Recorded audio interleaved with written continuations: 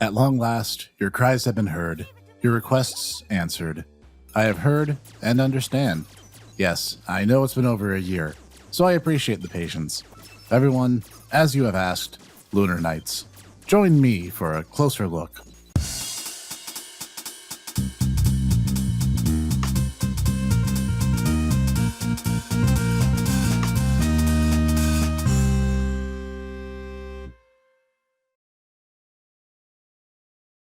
Greetings everyone, this is the Hipster Snek.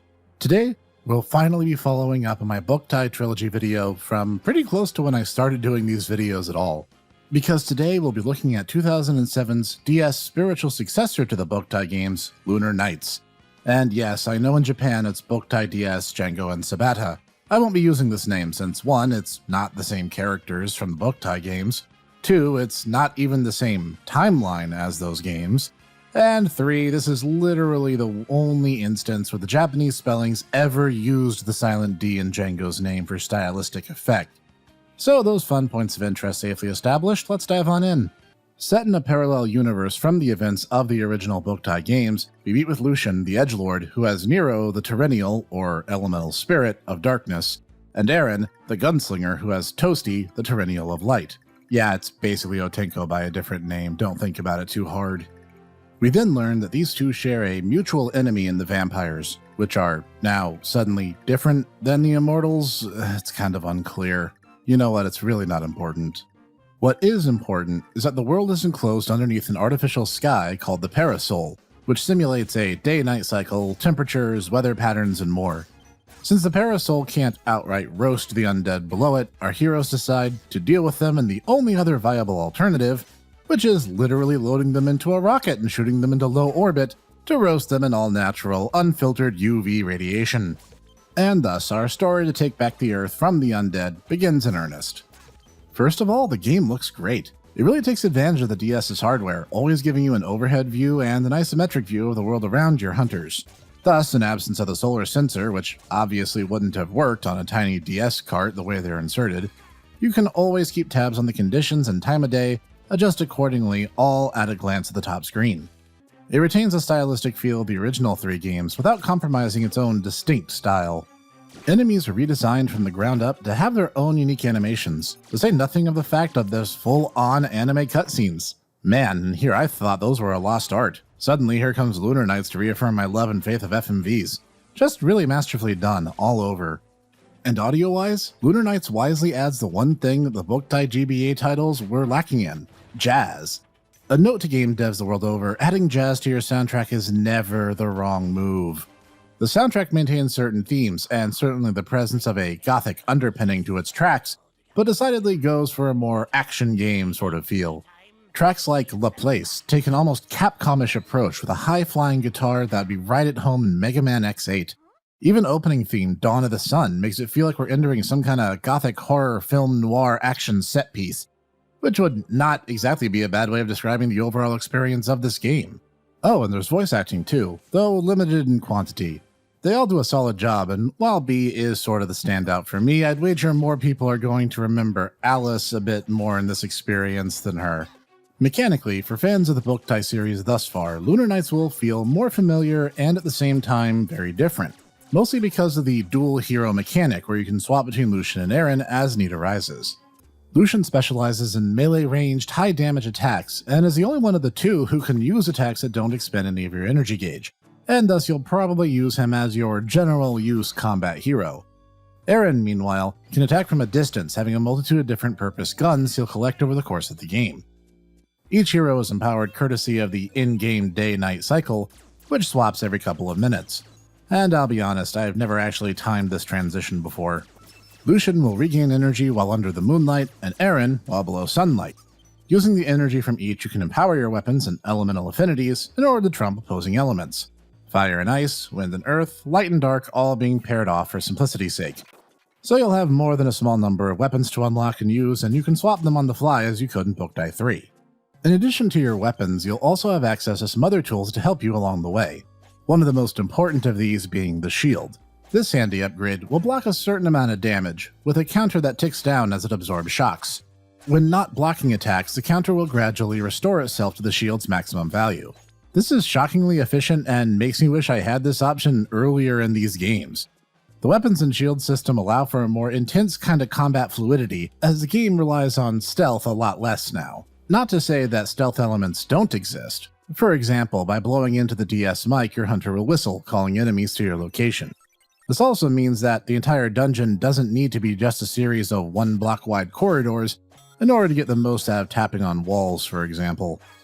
The game also takes advantage of this in its overall design, relying much less on block puzzles and other things like one-block-wide solar wind balance beam platform segments with an exit on one side of treasure on the other and the dungeon map in the center of it all. Like in Boktai 2 and 3, there is a simple equipment system. The shield is part of that, yes. And there's also a way to buff weapons using the currency that monsters will drop. Yes, monsters drop money and XP like a traditional ARPG now. And Lucian and Aaron will level up and have specific growth rates, with each stat, life, energy, and attack, having different amounts of stat points required to be pumped into it in order to level it up one tick. Thus, you'll be upgrading and finding new weapons, buying new armors and shields, and leveling up both your heroes in order to tackle any number of combat situations. Oh, and here's a crazy bit of trivia for you. This game has a multiplayer versus mode. You could pick one of your two heroes and battle it out against a hero from another player's game. Titaku and I played several rounds of this back in the day, and I lost. What can I say? In the battle between Ow the Edge McPurplehair and Ernest Dork McBangbang, give the win to the Edgelord every time, I guess. And thus, in the gameplay department, you'll get what you expect. Hordes of lesser mooks for you to plow through, and epic boss fights to punctuate each dungeon.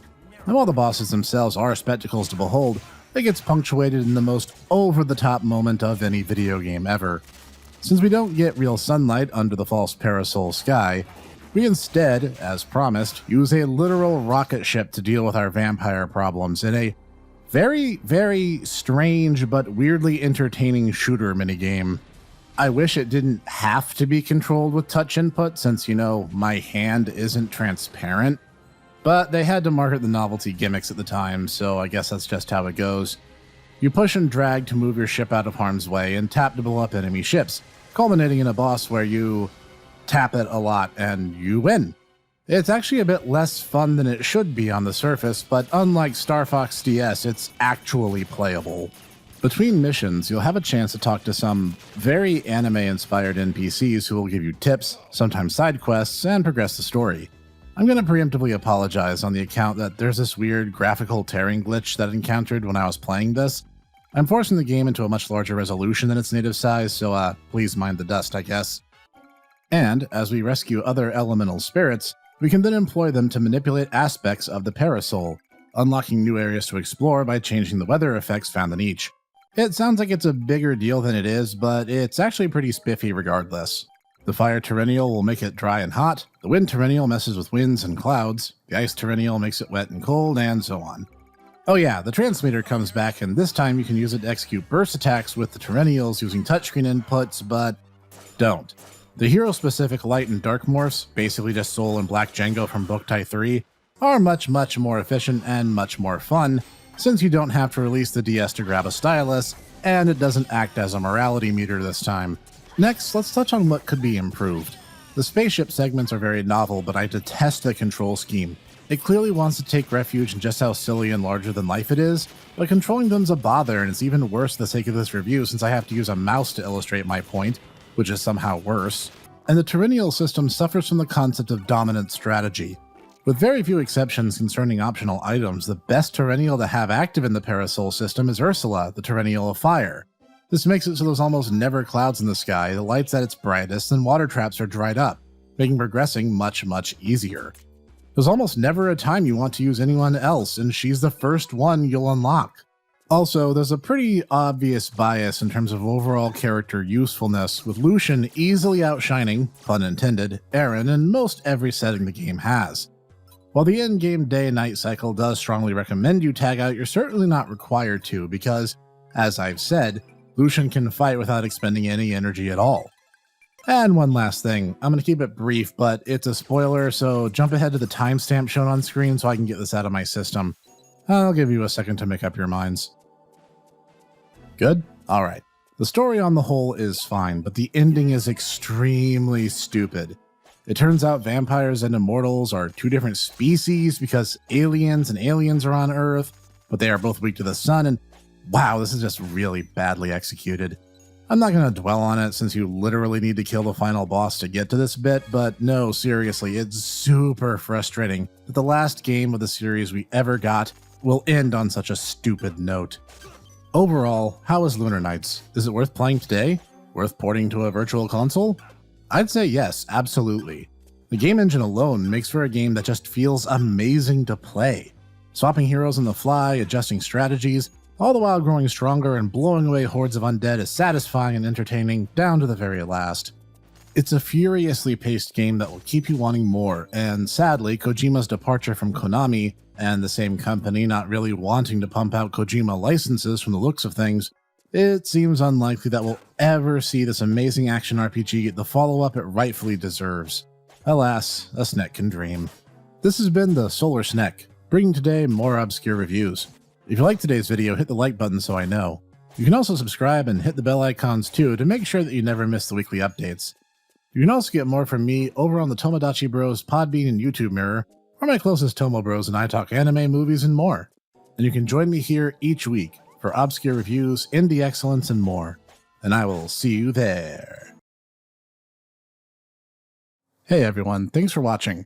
And if you're still watching, I just wanted to let you guys know that I wanted to extend a big thank you to all my viewers for helping us recently break the 250 subs milestone. That is crazy to me. The fact that we did it so quickly is all thanks to you and you guys supporting me, and it means the world to me, so I want to give a little something back in return.